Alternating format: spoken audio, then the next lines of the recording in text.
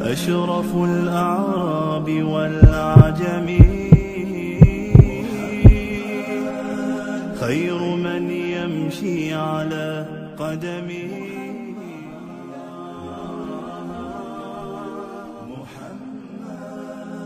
أشرف الأعراب.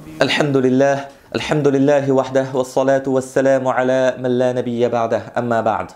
Donc aujourd'hui, alhamdulillah, nous allons discuter d'un voyage du prophète d'Allah sallallahu alayhi wa sallam, d'un événement qui a beaucoup été discuté dans la sirah. C'est le voyage du prophète d'Allah sallallahu alayhi wa sallam avec son oncle Abu Talib en direction du Sham et de la Syrie.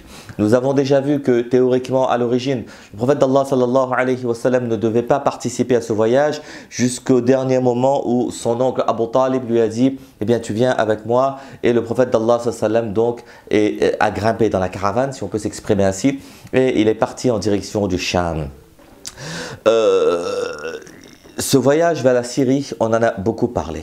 Ça a fait l'objet de beaucoup de théories, beaucoup d'histoires. Essayons de voir et de distinguer le vrai du faux. Il a été adolescent, il avait 15 à 16 ans.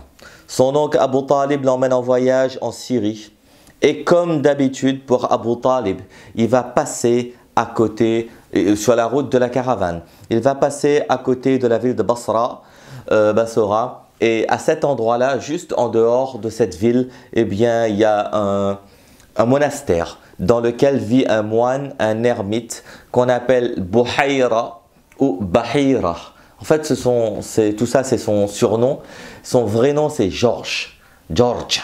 Georges. Pourquoi Georges? Parce que là, on rentre dans l'Empire perse, l'Empire romain, pardon. Et là, c'était des noms chrétiens. Donc, Georges, Buhayra ou Bahira. Cet ermite-là, ce moine-là, eh bien, il passe son temps dans son monastère à l'adoration, à la concentration, à la méditation, etc., etc. Et les ermites, comme tout le monde, comme tous les ermites, comme tous les moines, eh bien, ils ne se mêlent pas des affaires de ce monde, des affaires des gens.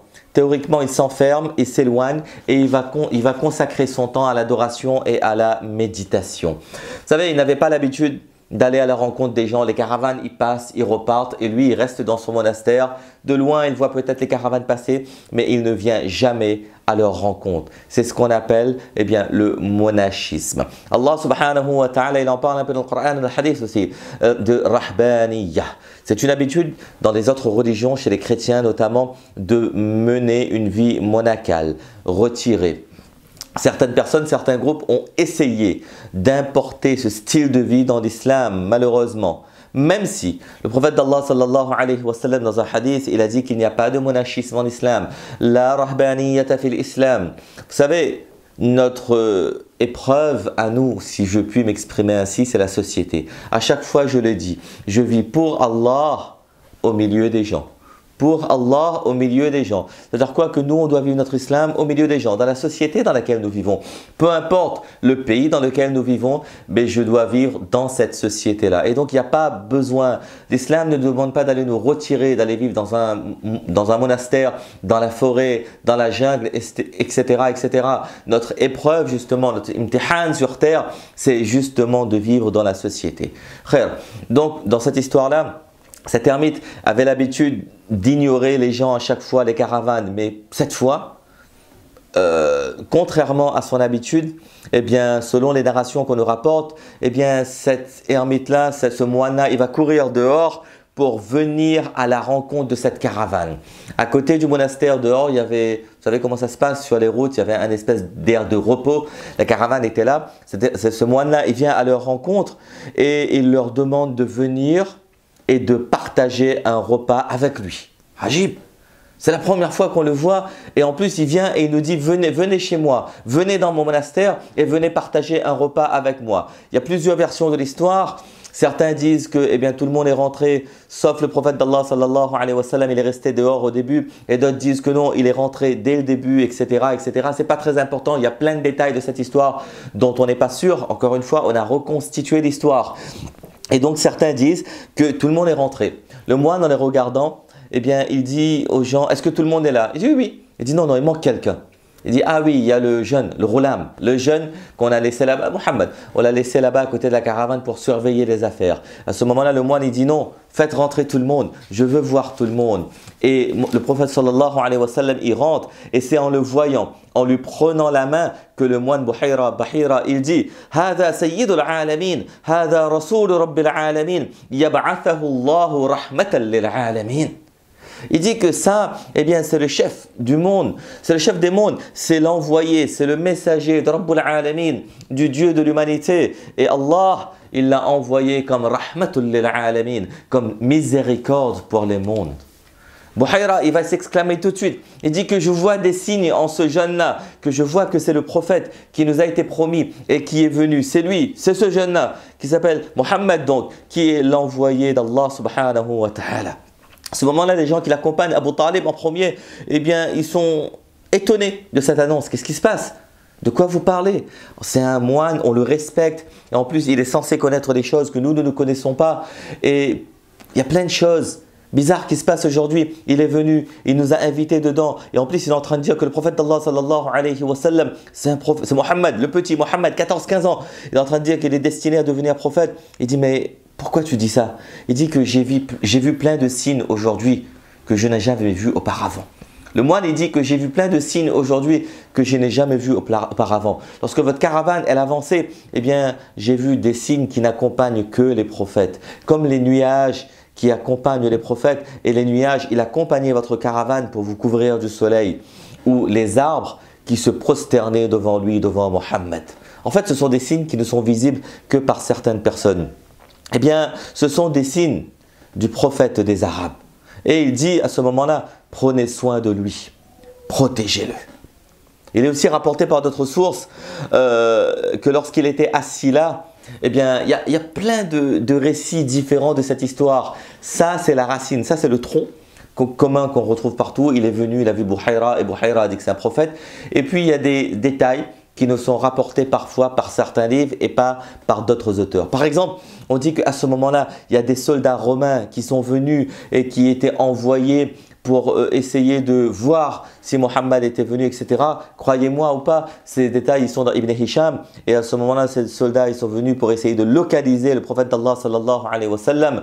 Et ensuite, et donc le moine, il a dit à Abu Talib, ne l'emmenez pas là-bas parce que les gens vont le tuer. Les gens ne seront pas d'accord qu'il y ait un prophète des Arabes qui va venir alors qu'ils attendaient le prophète chez eux et ne seront pas d'accord que les Arabes vont prendre le leadership sur le monde, etc. Protégez-le, ne l'emmenez pas là-bas. Qu'est-ce qui s'est passé ensuite? Est-ce que Abu Talib l'a emmené mais l'a caché dans la caravane? Ou est-ce que Abu Talib il l'a renvoyé à la Mecque? On ne sait pas trop. Wallahu a'lam. Mais en tout état de cause, on a prévenu Abu Talib que la situation est dangereuse pour le prophète d'Allah sallallahu alayhi wa sallam. Voilà pour l'histoire. Le résumé de l'histoire, c'est qu'il y a un moine qui est versé dans les livres anciens, qui a compris, qui a connu, qui a reconnu les signes du prophète d'Allah sallallahu alayhi wa sallam, qui a annoncé la prophétie du prophète d'Allah sallallahu alayhi wa sallam. Très objectivement, cette histoire-là, surtout les détails qui accompagnent cette histoire, elle est sujette à beaucoup de questionnements, beaucoup de points qu'on n'arrive pas à expliquer de manière correcte, de manière académique. Ce qui fait que beaucoup de ulama n'ont pas validé tous les détails de cette histoire, malgré le fait qu'on le considère comme un fait historique. Et ceci pour plusieurs raisons. Déjà qu'il n'y a pas de isnad, il n'y a pas de sanad, il n'y a pas de chaîne de transmission vraiment trop fort pour cette histoire et surtout pour les détails qui l'accompagnent. Et en plus, il y a des détails un peu étranges. Il y a des détails étranges dans cette histoire qui fait que ça ne fait plus beaucoup de sens. Par exemple, eh bien, certains ulama nous disent que eh bien, le prophète d'Allah sallallahu alayhi wa sallam, à ce moment-là, il avait 14-15 ans. Il était accompagné de Abu Bakr et de Bilal, radiyallahu anhuma, qui vont devenir plus tard des prophètes alayhi wa sallam. À cette époque, Abu Bakr radiyallahu ta'ala, il n'avait que 13 ou 11 ans. Et il n'était pas du voyage. Pourquoi est-ce qu'il aurait été du voyage à ce moment-là, Abu Bakr? Il n'avait que 11 ans. Il n'y a aucune raison pour que Abu Bakr soit aussi du voyage. Et même s'il aurait été du voyage, bien, il n'y a aucune raison pour qu'il protège le prophète d'Allah sallallahu alayhi wa sallam. Ça, c'est pour Abu Bakr. Et Bilal, c'est encore plus étrange. Bilal, il n'était pas encore rentré dans le scénario, dans le casting. Bilal, radiallahu ta'ala anhu, on va en parler beaucoup plus tard. On ne connaît pas encore Bilal à Makkah à cette époque. Bilal, c'est qui Bilal? Ce sera un esclave plus tard, il va arriver. Il arrive de l'Abyssinie, etc. Comment est-ce qu'on peut dire que ces trois-là étaient ensemble à ce moment-là, dans cet endroit auprès du moine de Bahira? Ce qui fait que il y a quand même des questions qui se posent sur les chaînes de transmission de cette histoire. En plus, on a cette histoire de soldats romains qui sont venus, qui voulaient chasser le prophète d'Allah sallallahu alayhi wa sallam. Comment est-ce que dans l'Empire romain, on pouvait savoir que le prophète d'Allah sallallahu alayhi wa sallam était dans cette caravane qui allait venir à ce moment précis et qu'ils étaient exactement à cet instant dans le monastère? Comment ils savent? Qui a envoyé ces soldats? Ce sont des questions qui se posent parce que, vous savez pourquoi? Parce que souvent, on a l'habitude de rajouter des épices dans nos histoires, ce qui fait que les histoires ressortent sans aucune rigueur. Il faut être très rigoureux dans l'analyse de la sira. Il faut être très rigoureux dans l'analyse de l'histoire parce que sinon, à force de rajouter des détails qui sont faux, il faut le dire, qui sont faux, toute l'histoire va se retrouver fausse. Alors qu'on a un tronc qui est vrai, mais qu'il ne faut pas trop en rajouter. Et c'est vrai aussi pour notre vie de tous les jours. On a une histoire. Les gens vont considérer que non, il va manquer un peu d'épices. C'est pas suffisamment épicé. Et le fameux téléphone chinois ou arabe, appelez cela comme vous voulez, on va rajouter un détail, 2 détails, 3 détails, 4 détails. Il y a une pierre qui est tombée. On va dire la pierre elle est tombée avec beaucoup de bruit. Et puis on va dire que la pierre elle est tombée de très haut. Et puis on va dire que la pierre lorsqu'elle est tombée elle a cassé une maison. Et une maison ça devient un bâtiment. Un bâtiment ça devient une ville, etc. etc. etc. Donc il faut être très rigoureux. D'autant plus que le prophète d'Allah sallallahu alayhi wa sallam, il nous dit de faire très très attention dans des histoires qu'on reçoit et de valider la fiabilité de ces histoires qu'on reçoit avant d'aller rapporter ce genre d'histoire. Parce que sinon nous serons considérés comme de menteurs si nous rapportons des histoires telles quelles sans avoir vérifié la fiabilité de ces histoires et de ces récits. Wallahu a'lam. Une autre raison qui fait que des gens ont dit que peut-être que cette histoire a existé, ce récit a existé, mais elle n'est qu'un détail, ce n'est pas quelque chose de central. Vous savez, les orientalistes, on en a parlé, les orientalistes, ce sont les gens qui étudient l'histoire et qui ne sont pas musulmans, et même les kuffars de la Mecque, ils vont baser une grande partie de leur argumentaire sur le fait que tout est parti de Buhayra ou de Bahira.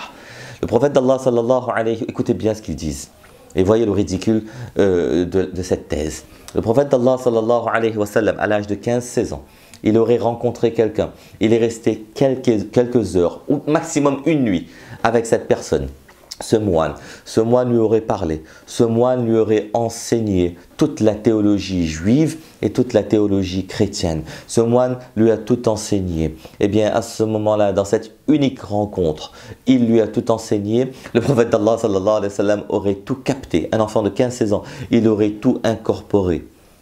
Et il aurait décidé, 30 ans, 25 ans plus tard, que c'est le moment de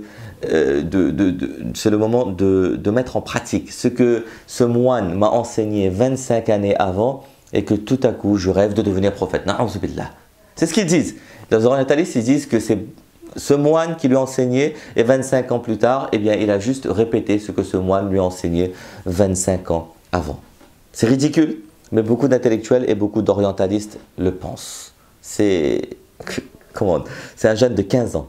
Une rencontre de quelques instants, quelques heures, et le Coran 25 ans plus tard. Et ils disent que le Coran a été écrit par le prophète d'Allah sallallahu alayhi wa sallam 25 années plus tard sur les enseignements de ce moine 25 années avant.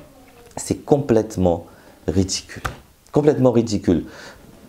Posons-nous la question, est-ce que nous-mêmes nous savons ce que nous faisions, ce que nous étions en train de faire 25 années avant? Non. Mais 25 années plus tard, le prophète d'Allah se serait rappelé de tout en détail et en quelques heures, il lui aurait enseigné, même si pour ça ne savait pas lire, ne savait pas écrire, il lui aurait enseigné que, plus tard, tu vas enseigner un Coran et voilà ce qu'il faudra mettre dans le Coran. Le Coran que jusqu'aujourd'hui, eh bien, on n'a trouvé aucune erreur dans ce Coran. Donc même si cette histoire, elle serait authentique, le raisonnement des orientalistes est faux et tous les détails qu'on peut avoir, il faut faire très attention, nous en tant que musulmans et musulmanes, à ne pas trop en rajouter, à ne pas trop en faire. Vous savez, le prophète d'Allah n'a pas besoin de cela. Allah subhanahu wa ta'ala n'a pas besoin de tout cela. Souvent, eh bien, surtout avec les réseaux sociaux aujourd'hui, on va dire oui, il s'est passé quelque chose d'extraordinaire. On a besoin de l'extraordinaire pour croire. Alors que justement, l'extraordinaire se trouve dans la profondeur de l'ordinaire. Et que le Coran, il est largement suffisant. Les enseignements de Rasulullah sallallahu alayhi wa sallam, il est largement suffisant. Pour résumer cette histoire, elle aurait existé selon beaucoup d'ulama, même si certains remettent en cause, mais tous les détails qu'on a, eh bien, on n'est vraiment pas sûr. Il faut faire très attention lorsqu'on raconte et lorsqu'on analyse cette histoire pour ne pas donner eh bien, des atouts aux gens qui veulent casser du sucre sur le dos de l'islam et leur dire que voilà ce qu'on pense et qu'eux, ils vont faire toute une théorie à cela. Il y a des détails troublants, des détails qui paraissent incohérents, mais c'est surtout parce que dans nos chaînes de transmission, nous n'avons pas été rigoureux. Donc voilà pour l'histoire de Bahira et de Buhayra qui s'appelait Georges, qui s'appelait Djourj en arabe. Et le prophète d'Allah sallallahu alayhi wa sallam, après il est rentré à la Mecque et Abu Talib, après cela, il a fait attention de ne pas envoyer le prophète d'Allah sallallahu alayhi wa sallam dans des expéditions, dans de tels voyages, parce qu'il a compris que le prophète d'Allah sallallahu alayhi wa sallam est destiné à devenir quelqu'un d'important. Encore une fois, il n'avait pas compris l'importance, l'envergure que cela va prendre, mais il a compris que Mohammed sallallahu alayhi wa sallam était quand même attendu, et donc il a fait attention de protéger le prophète d'Allah sallallahu alayhi wa sallam et de le laisser dans les limites de la Mecque. Donc voilà pour aujourd'hui, qu'Allah subhanahu wa ta'ala donne le tawfiq de comprendre et de mettre en pratique et qu'Allah subhanahu wa ta'ala nous permette aussi d'analyser et de vivre notre vie selon la vie du prophète d'Allah sallallahu alayhi wa sallam. آمين وآخر دعوانا أن الحمد لله رب العالمين فجزاكم الله والسلام عليكم ورحمة الله وبركاته. حبيب الله يا رسول الله محمد